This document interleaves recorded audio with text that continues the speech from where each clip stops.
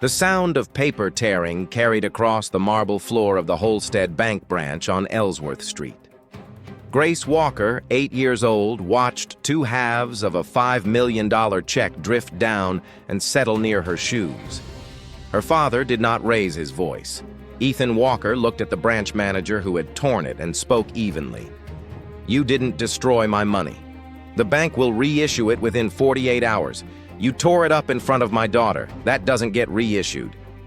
Diane Foster held his stare, then lifted her phone and dialed the police. Dean Coleman, the security guard, started forward.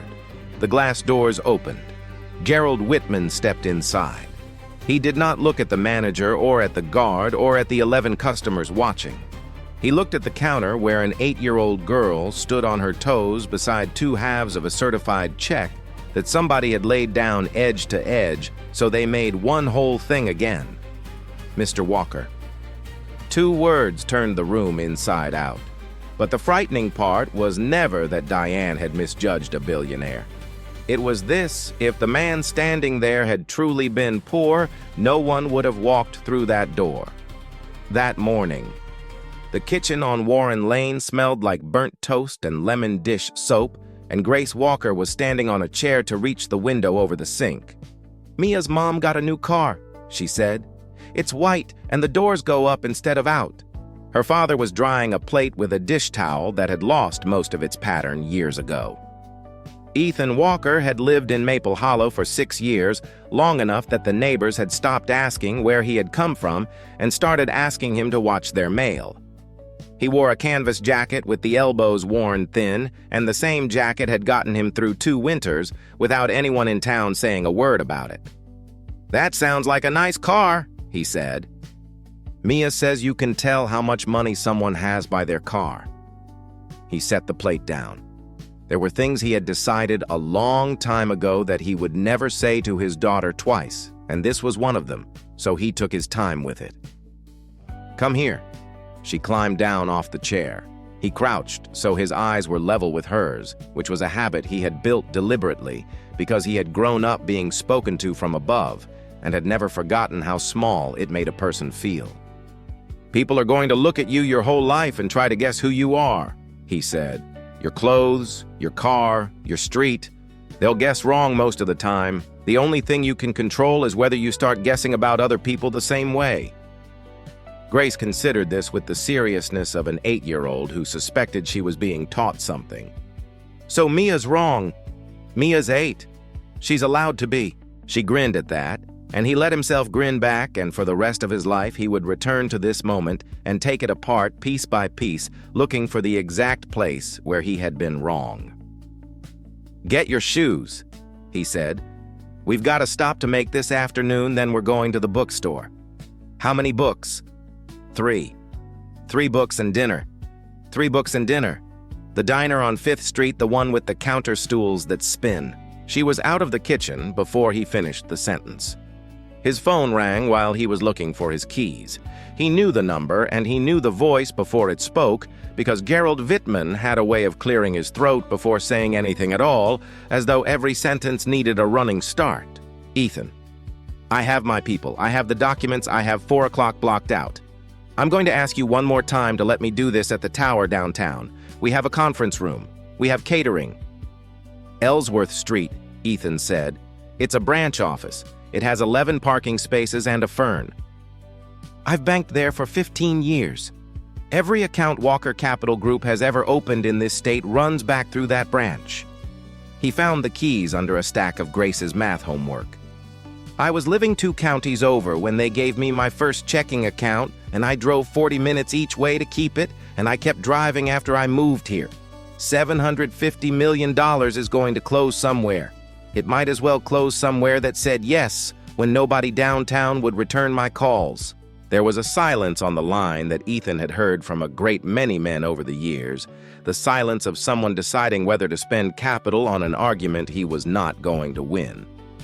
4 o'clock, Gerald said.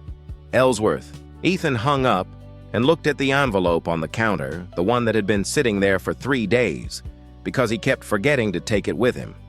Inside was a check for $5 million drawn on the Halloran escrow account, the last piece of a technology company he had helped build and had finally sold his stake in. Half of it was already spoken for. He had a folder on his desk with a working title typed across the top, a scholarship fund for children being raised by one parent, because he had spent 6 years learning exactly how expensive that particular arithmetic was, and he had the unusual luxury of being able to do something about it. He put the envelope in his inside jacket pocket.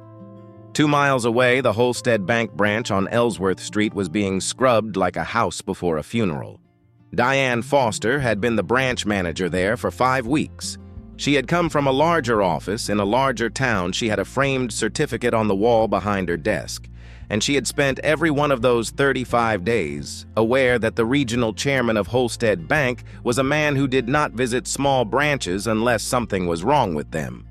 That morning, she had learned he was coming at 4 o'clock. The notice said he would be executing documents on a priority relationship account, and it did not say whose because the file sat with the regional office under a restriction. Her access level did not open, and it had annoyed her for about 90 seconds before she decided it did not matter.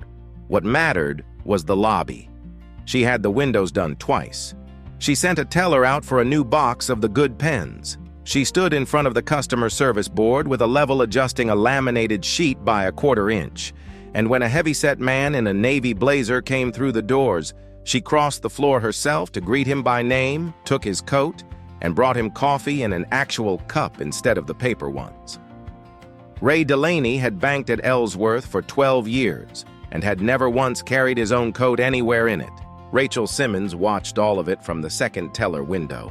She had worked at the branch for 9 years, long enough to have seen 4 managers come through, and she had learned that the useful thing to do with a new one was to stay quiet and pay attention. She noticed the coffee. She noticed which customers got walked to a chair and which got pointed toward the line. Dean Coleman noticed too from his post near the doors, though noticing was not in his job description. He had been the security guard at that branch for 11 years. He knew the regulars by their car engines. He had never once been asked his opinion about anything, and he had gotten comfortable with that. At 20 minutes past 3, the doors opened, and a man in a worn canvas jacket came in, holding a little girl's hand.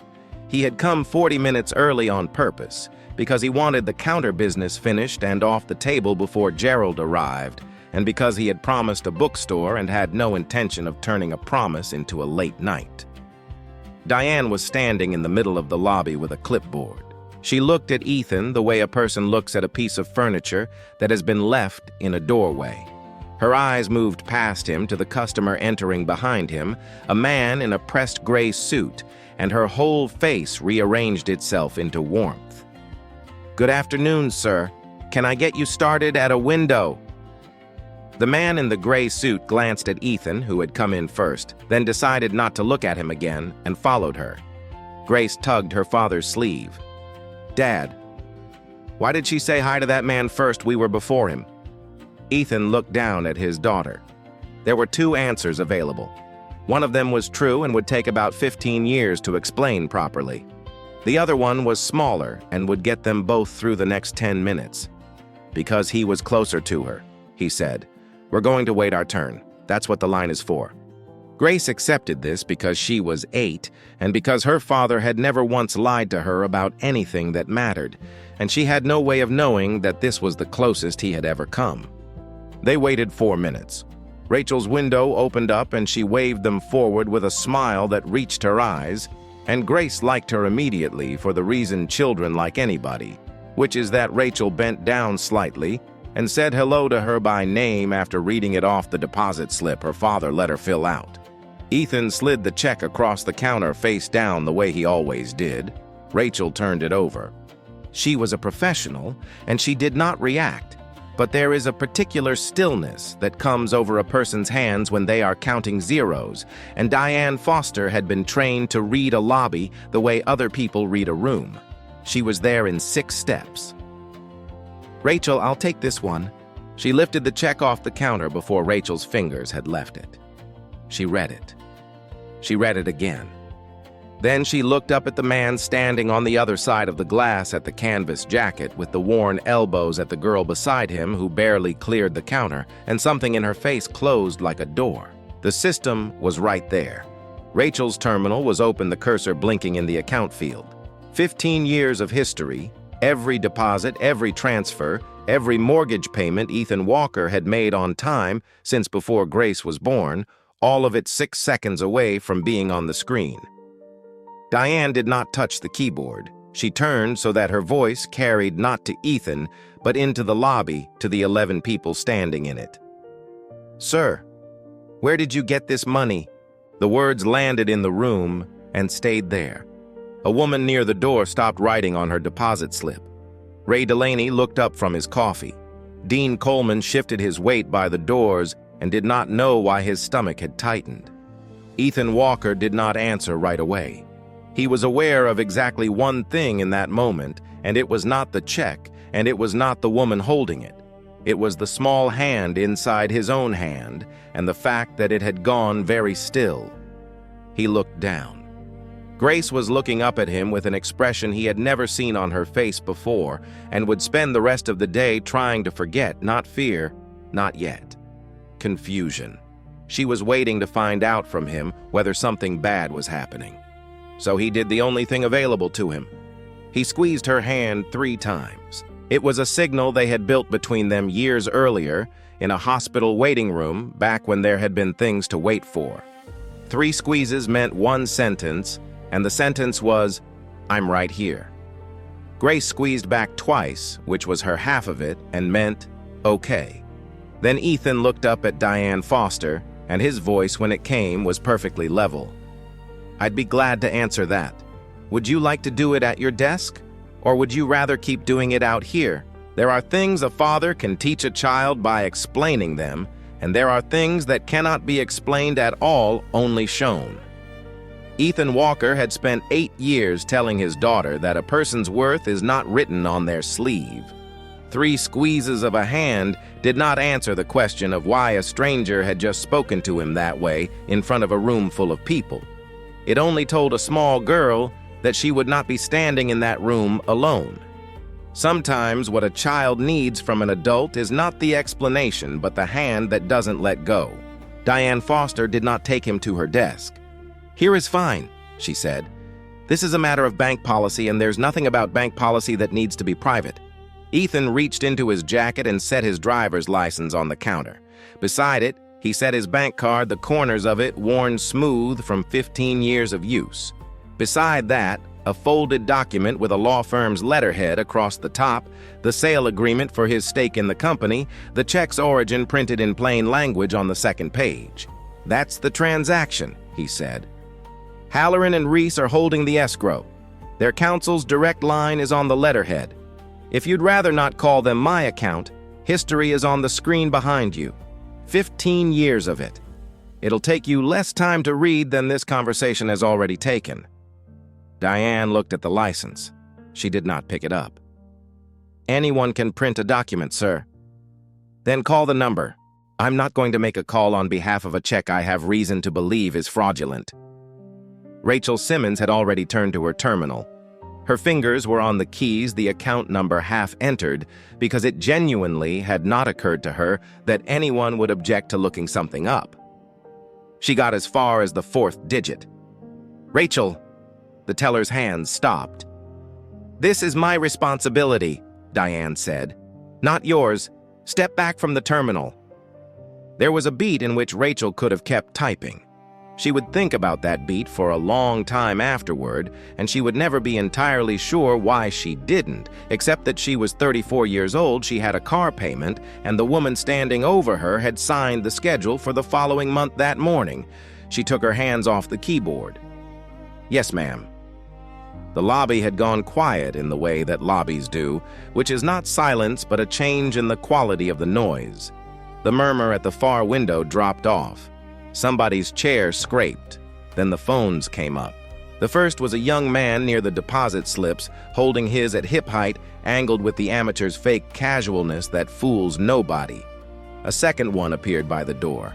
A third closer held openly the woman behind it, not even pretending her face lit with the specific greed of somebody who has stumbled into content. Ethan saw all three. He also saw that his daughter had noticed them because Grace had turned her body slightly so that she was standing partly behind his leg, which was something she had not done since she was 5. "He's using the kid," a voice said. It came from somewhere behind the rope stanchions, low, but not low enough. "That's the whole play. Bring a kid, nobody wants to be the guy who says no." Ethan did not turn around. He had learned a long time ago that turning around is what the voice wants, but it was the second voice that did the real damage, and it came from Ray Delaney sitting in the chair Diane had walked him to, holding the coffee she had brought him in a real cup. He had a pleasant face. He set the cup down on the arm of the chair and spoke in the reasonable tone of a man contributing something helpful to a difficult situation. "Look, she's just doing her job. It's a lot of money. If everything's on the level 5 minutes and he's out of here, no harm done." 2 people nodded. A woman near the door said something that sounded like right. The temperature of the room settled into something worse than hostility, which was consensus. Nobody in that lobby thought of themselves as cruel. Not one of them would have described what they were doing as taking a side. They were simply 11 people who had arrived independently at the reasonable position that a careful check on an unusual man cost nothing, and it had not occurred to any of them to ask why the man was unusual or to notice that nobody had asked the same careful question of the customer drinking free coffee 10 feet away. Grace's fingers had gone tight around 2 of her father's. Ethan crouched down. He did not look at the phones or the manager or the room. He put his hands on his daughter's shoulders and asked her a question. "Which book do you want first?" Grace stared at him. "What? Tonight. 3 books. Which one are you getting first, because last time you took 20 minutes in the same aisle and we almost missed dinner?" "The one about the girl who builds the boat," Grace said. "But Dad—" "The boat one. Good. Then we'll find the other 2. He straightened up and he kept her hand in his, and he turned back to the counter with the same unhurried face he had worn walking in. Diane Foster had been watching him do it. Some part of her registered that a man committing fraud does not stop mid-accusation to talk about a bookstore. That part of her did not get a vote. What got the vote was 35 days of pressure, a 4 o'clock appointment with the regional chairman, and a laminated compliance sheet that said a branch manager is personally accountable for suspicious instruments accepted at her counter. She had one shot at being the manager who caught something, rather than the manager who let something through. She held the check up so the lobby could see it. "This instrument is not valid," she said. "I'm refusing it." "It's drawn on an escrow account at a firm you clear payments for," Ethan said. 6 seconds on your own system. "And I'm not going to be part of putting it into circulation." She tore it. The sound was not loud. That was the thing that stayed with everybody afterward, that a check for $5 million makes exactly the same noise as a receipt. She tore it once down the middle, and then she opened her fingers and the 2 halves turned over twice in the air and came down on the marble floor near a pair of sneakers with a hole starting at the left toe. Grace Walker looked down at the pieces by her shoes. Ethan did not move for 3 full seconds. When he spoke quietly, and the entire lobby heard him anyway. "You didn't destroy my money. The bank will reissue it within 48 hours. There's a form. Rachel could fill it out in about 4 minutes. He looked at her. "You tore it up in front of my daughter. That doesn't get reissued." Something crossed Diane's face and was gone. She lifted her phone. "Yes, I need officers at the Holstead branch on Ellsworth Street. I have a man here who presented a fraudulent instrument and he's becoming threatening." She listened. No, he hasn't, but I have a lobby full of customers." She hung up and looked past Ethan. "Dean, would you walk this gentleman out, please?" Dean Coleman had been standing by the doors for 11 years, and in 11 years he had walked out exactly 4 people, all of them drunk, all of them at closing. He crossed the lobby. He stopped a step and a half short of Ethan Walker, and he did not put his hand out. And the reason he did not put his hand out? was that he had watched the whole thing from the beginning, and he had seen a man produce a license, a card, a contract, and a phone number, and he could not make that add up to a person he was supposed to remove from a building. The hesitation lasted less than a second. Then Dean lifted his hand toward Ethan's elbow because Diane Foster signed his timesheet too. Ethan turned to go. He had already decided. The calculation had taken him no time at all. Whatever he was owed in that room, it was worth less than getting his daughter out of it. Except his daughter was not beside him. Grace had let go of his hand. She knelt down on the marble in her school jacket, and she picked up the first half of the check, and then she picked up the second half. She held them one in each hand and looked at the torn edges, turning them until they matched. Then she stood, and she walked to the counter, and because she was 8 and the counter came up to her collarbone, she had to go up on her toes. She laid the two halves down side by side, edge to edge, so that they made one whole thing again. She did not say anything to Diane Foster. She did not look at her. She smoothed the seam flat with 2 fingers, the way she smoothed the pages of a book that had been left open on its face, and then she went back to her father and took his hand. The woman with the phone, held openly at eye level, lowered it. A second one went down. Then the young man by the deposit slips put his in his pocket, and Ray Delaney picked up his coffee cup and discovered he did not want it, and the lobby of the Holstead branch on Ellsworth Street was silent. In a way, it had not been all afternoon. The clock above the customer service board read 2 minutes before 4. The glass doors opened. Gerald Whitman came through them with a leather case in one hand and 2 associates behind him, and he had a greeting halfway assembled on his face, the kind a man wears, walking into a small branch he has agreed against his better judgment to visit. He got 3 steps into the lobby before it stopped. He saw the security guard with his hand near a customer's elbow. He saw the manager behind the counter with her phone still in her hand. And then he saw an 8-year-old girl standing at the counter, and in front of her 2 halves of a certified check, laid carefully edge to edge, and Gerald Whitman had spent 30 years in banking and did not need a single word of explanation. The leather case came down against his leg. "Mr. Walker?" Diane Foster's head came up. Gerald crossed the lobby fast. "Ethan, what has happened here? Your branch manager refused a $5 million instrument drawn on the Halloran escrow account," Ethan said. "Then she tore it in half. Then she called the police. On you. On me." Gerald turned to the counter. When he spoke, he did not raise his voice either, and the resemblance was not lost on anyone. "Ms. Foster, Walker Capital Group clears more volume through this institution in a quarter than this branch does in a decade. At 4 o'clock this afternoon, 2 minutes from now, I am scheduled to sign a $750 million facility with this man. In this lobby, because he asked to do it here in the branch that gave him an account when nobody else in this state would." He looked at the pieces on the counter. "That instrument is valid. It has been valid since the moment it was cut." Somebody in the back of the lobby said audibly, "Oh my God." The rest of them were putting their phones away with a haste that was its own kind of confession, and not one of them could have said which was worse. The possibility that they had watched a rich man be humiliated, or the possibility that they had watched a poor one be humiliated and had found it perfectly reasonable at the time. Diane Foster stood behind her counter and did not fall apart. That was the part nobody was ready for. She did not scream, she did not run, she did not beg. She squared her shoulders like a woman who has been asked to defend a decision she still believes in, and the terrible thing, the thing that would sit in Ethan Walker's chest for weeks afterward, was that she meant every word. "Sir, I followed procedure," she said. "There's a suspicious instrument protocol and I applied it. I have never in my life made a decision based on the color of a customer's skin, and I would take issue with anyone who says otherwise." Her voice was steady. If he had presented himself in a manner consistent with the amount he was carrying, none of this would have happened. That's not prejudice. That's the world telling you what to expect. Gerald started to answer her. He did not get to. It was Rachel Simmons who spoke from her window quietly without any particular heat, the way a person asks a question they already know the answer to.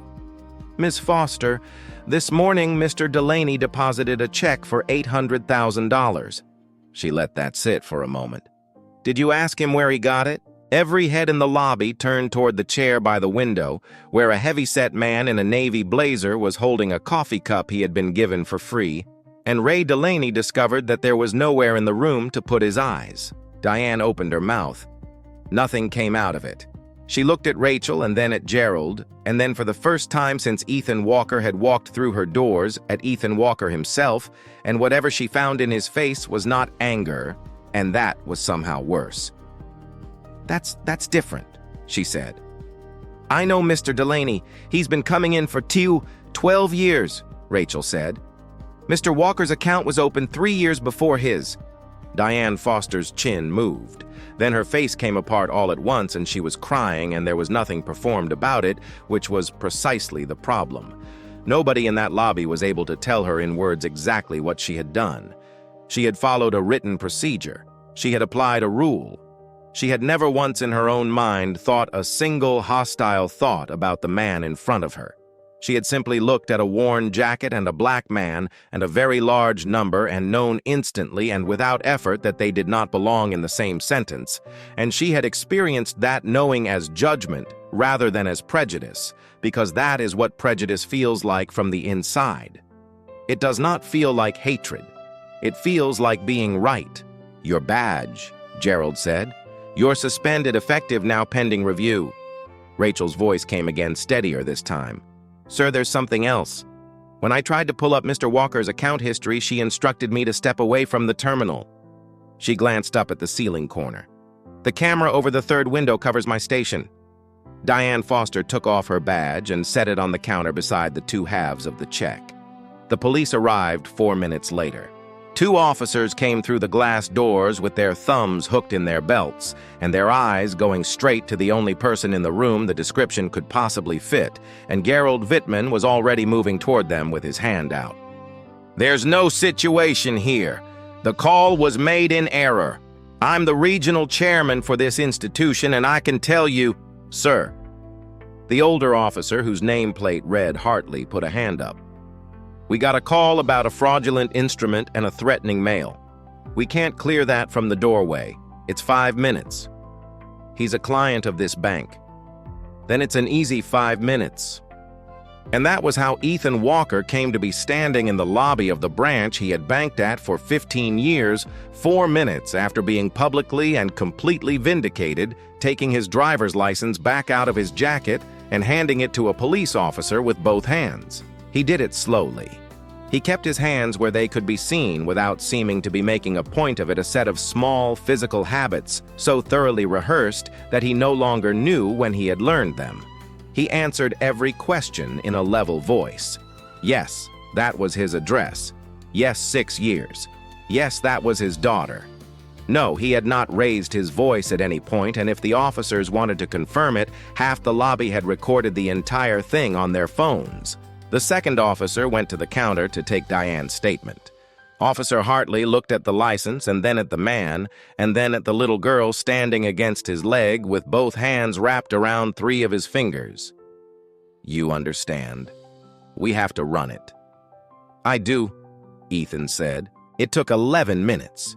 11 minutes in which the wealthiest man in the county stood on a marble floor and waited to be told he was permitted to leave a building, while a room full of people who had already learned the truth about him watched with the particular discomfort of witnesses who cannot decide whether they are still spectators. Grace watched her father's face the entire time. She was 8, and she did not have language for most of what she was seeing, and so what she recorded instead was smaller, and would last much longer, the 2 hands offering the license. The steady voice, the straight back, the fact that he said yes, sir, and no, sir, and never once said anything else. Hartley handed the license back. You're all set, Mr. Walker. Sorry for the trouble. Thank you. Gerald Wittman signed nothing that afternoon. He put his leather case back in his car, told his associates to reschedule, and stood on the sidewalk on Ellsworth Street, watching a man buckle a child into the back seat of a 14-year-old sedan. Inside the car, Grace was quiet until they were 2 blocks from home. Dad, the lady at the desk next to us put you on the internet. She said so to her friend. I know, sweetheart. Is that bad? Ethan watched the road and did not answer for the length of a block. "I don't know yet," he said. "Grace Walker will forget the number that was written on that check. She will forget the manager's name and the shape of the lobby and what the weather was doing that afternoon. What she will carry is the picture of her father holding out his driver's license with both hands, back, straight voice, even answering questions that should never have needed asking. Children do not remember the arguments the adults around them win. They remember how those adults were standing while it was happening. They did not go to the bookstore that night. Ethan made grilled cheese instead because it was the thing he could make without paying attention, and Grace ate half of hers and moved the other half around her plate for a while. The kitchen on Warren Lane was quiet in a way it usually was not. Out on the counter next to the bread bag sat a small envelope that Rachel Simmons had pressed into his hand at the door as they left, with the two halves of the check inside it, because she had not been able to think of anything else to do with them and had not been willing to throw them away. Grace put her fork down. "Dad, can I ask you something and you say the true answer, not the short one?" Ethan set his own fork down. "Yes, that man came in and everybody got nice." She was looking at the table, not at him. "If you weren't rich, would they have said sorry to you?" He opened his mouth to answer her. Nothing came. He had been asked hard questions by regulators, by boards, by lawyers, whose entire job was to find the gap in a sentence, and he had never once been unable to speak. He sat in his own kitchen across from an 8-year-old and could not produce a single word because the only honest answer was no. And because underneath that answer was a second one he had not seen coming and could not get out from under. He had chosen this life. The old car, the worn jacket, the ordinary house on an ordinary street. He had chosen all of it deliberately, and he had been proud of the choosing. He had told himself he was giving his daughter something better than money, that she would grow up understanding that a person's worth is not stitched into their sleeve. He had said it to her that very morning, standing at the sink with a dish towel in his hand. And then he had walked her into a bank and let the world teach her the exact opposite lesson in public with the phones out. The world had not been persuaded by his character. It had been persuaded by $750 million.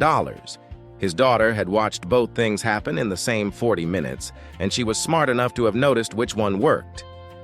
"I don't have the answer tonight," he said finally. "I'm going to have it in the morning. Is that all right?" Grace looked at him for a long moment with an expression too old for her face, and then she nodded, because in 8 years he had never once handed her a comfortable answer in place of a true one, and she understood that he was refusing to start now.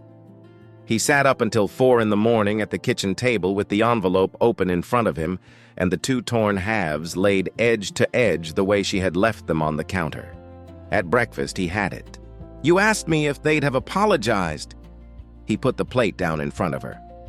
"The answer is no. Nobody in that room said sorry to me, Grace. They said sorry to $750 million. That's a different thing, and it isn't mine, and I'm not going to take it." She frowned. "So they don't have to say sorry. They have to do something harder than that." The bank's attorney came to the house on Thursday. His name was Curtis Prine, and he had a good suit and a good manner, and a check made out to Ethan Walker that he set on the table like a man laying down a winning card. Beside it, he set 9 pages, and on the top of the 4th page was the paragraph he had come for, the one where Ethan agreed that he would not discuss what had happened at the Ellsworth Street branch with any person, publication, or regulatory body in exchange for a sum both parties agreed was generous. "I'll be candid with you, Mr. Walker. The recording crossed 4 million views sometime last night, and it is still climbing, and my client would like this to have an ending it can point to." Curtis squared the pages. "I'm authorized to go up, considerably. I'm not going to sign that. I understand the impulse, but from a purely practical—" "I'm not going to sign it, and I'm not taking the money," Ethan said. "The facility is still on the table, $750 million. Your institution wants it very badly, and as of Tuesday, I'm in no particular hurry." He slid a single sheet of paper across the table, typed the night before. "That closes when this is done. All of it, not most of it." Curtis Prine read the list twice. An independent audit of every branch in the system, conducted by a firm, the bank did not choose examining how account holders had been treated and by whom. A customer's right to demand independent verification during any dispute so that no branch manager anywhere in the system could ever again be the sole judge of whether a person was who they said they were. Real protection for any employee who reported what she had seen and training for every security officer in the network on the difference between an instruction and a lawful instruction. 5 years of closed complaints reopened and published. And at the bottom, in a single line, the Walker single-parent scholarship funded by the $5 million that had been torn in half on a marble floor. "This will cost more than the settlement," Curtis said. "Yes. Considerably more." "Yes," Ethan said. "That's rather the point." The replacement check was cut that same week exactly as he had said it would be, and then it sat. Ethan asked the bank to hold it. He did not want the money moved quietly through a wire while a lawyer stood in his kitchen. He wanted it deposited at the Ellsworth Street counter in daylight on the day the fund existed on paper, and Gerald Whitman agreed to that in about 4 seconds. The independent audit took 9 weeks, and what it found was not what anyone had been braced for. There was no villain in it. That was the finding. The auditors went through 5 years of records across 41 branches and did not turn up a conspiracy, a memo, or a single employee who had ever put anything hateful in writing. What they turned up instead was 219 complaints from customers who had been questioned, delayed, refused, or asked to explain themselves in ways that other customers had not been, and every last one of those 219 files had been reviewed, processed, and closed correctly. Procedure had been followed in every case. Nobody had broken a rule. That was the entire problem sitting in a binder. 219 people had walked out of Holstead branches feeling exactly what Ethan Walker had felt in that lobby, and the institution had documentation proving it had done nothing wrong each time. Diane Foster had not been an aberration. She had been the one unlucky enough to do it in front of a customer with $750 million and a reason to make it stop. Gerald Whitman read the report in one sitting and called Ethan at 10 at night, and there was no throat clearing before he spoke. 219, he said. That's the ones who filed. I know. Dean Coleman kept his job. He had assumed he would not. He had gone home that Tuesday night and told his wife he had probably worked his last shift because he had put his hand toward a customer's elbow and half the state had already watched him do it. What he did not know was that a man had noticed him stop a step and a half short and had noticed the second and a half in which a security guard with 11 years and a mortgage tried to find a way out of an order he could tell was wrong. Ethan asked for him by name. Not for his dismissal, but for his placement in the first training group and for the sentence about lawful instruction to be written into the requirements because of him. Dean read that clause, standing up in the break room 3 times. Rachel Simmons was made assistant branch manager at Ellsworth in the second week of the audit, and it was Gerald who drove out to tell her himself, and he told her plainly that the promotion was not a reward for loyalty to the bank.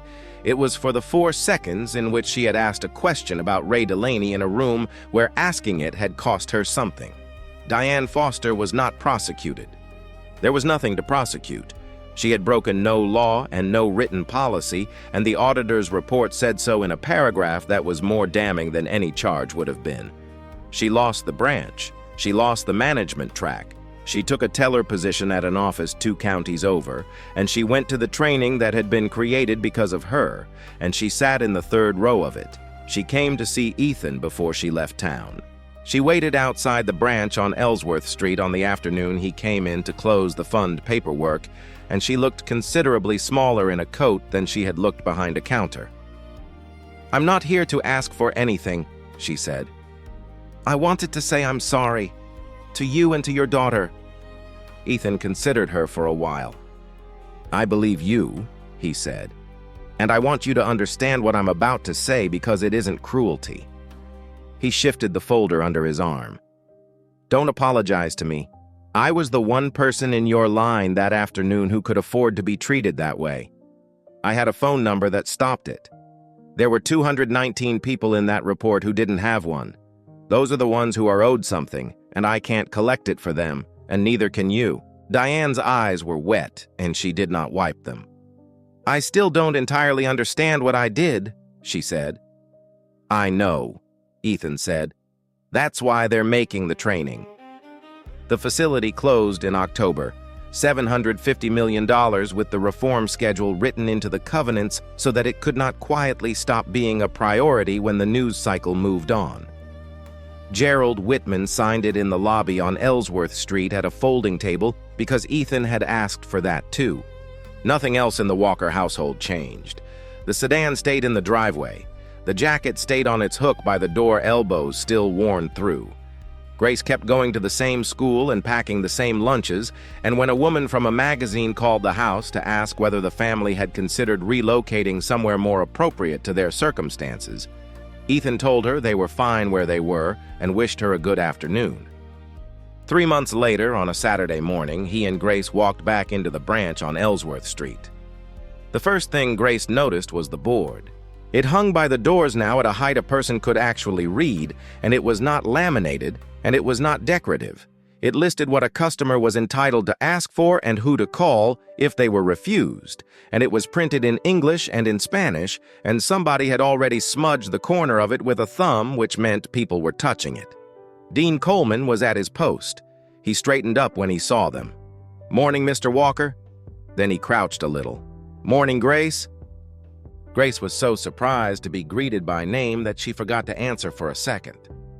Rachel Simmons had a desk now instead of a window off to the side where she could see the whole floor. She waved them toward it, and she brought out the replacement check that had been waiting in the branch safe since the week it was cut, and she deposited it herself at the second window with her father standing on the other side of the glass in the same canvas jacket.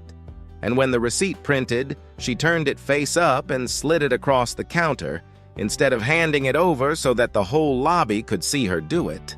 While her father signed the last of the fund documents, Grace turned around on her chair and watched the room.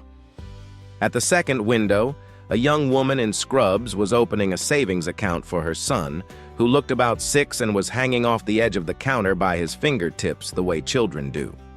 She had come straight from a shift, and her shoes were the soft-soled kind, and she had a plastic bag of paperwork instead of a folder.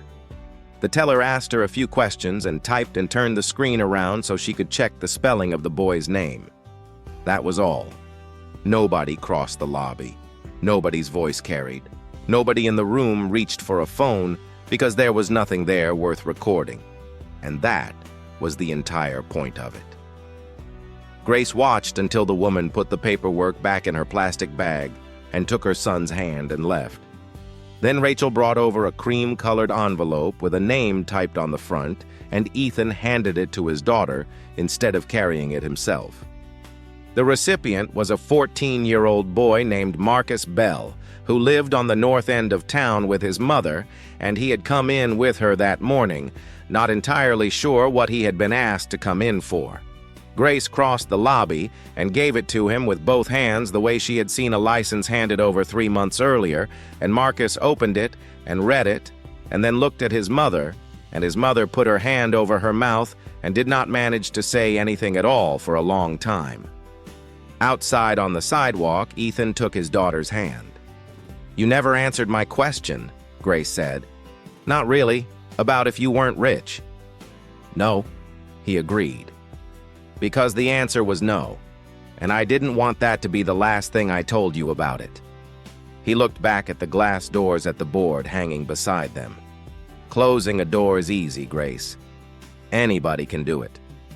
Opening one so that everybody can get through, that's the part that takes something." She thought about it the whole length of the block. Then she squeezed his hand 3 times. Ethan looked down at her. She was watching the sidewalk in front of her, chin up, not making anything of it, and he understood exactly what she had just said to him because he had taught her the sentence himself in a hospital waiting room a lifetime ago. "I'm right here." He squeezed back twice. They bought 3 books at the store on 5th Street. The one about the girl who builds the boat, and 2 others that took Grace 19 minutes to settle on. And then they walked 4 doors down to the diner with the counter stools that spin, and they sat at the counter and Grace spun hers until her father told her to stop, and then she spun it once more. Ethan Walker could have taken an apology and gone home. It was offered to him in writing with a number attached that would have made most men consider it. He chose instead to spend the leverage on people he would never meet in branches he would never walk into, who had no phone number that stopped anything. His daughter was in the room for that decision, and she was in the room 3 months later when a woman in scrubs opened an account for her son, and nothing whatsoever happened. What a child takes from a day like that is not the sight of her father winning. It is watching what he does with the winning once it is in his hands.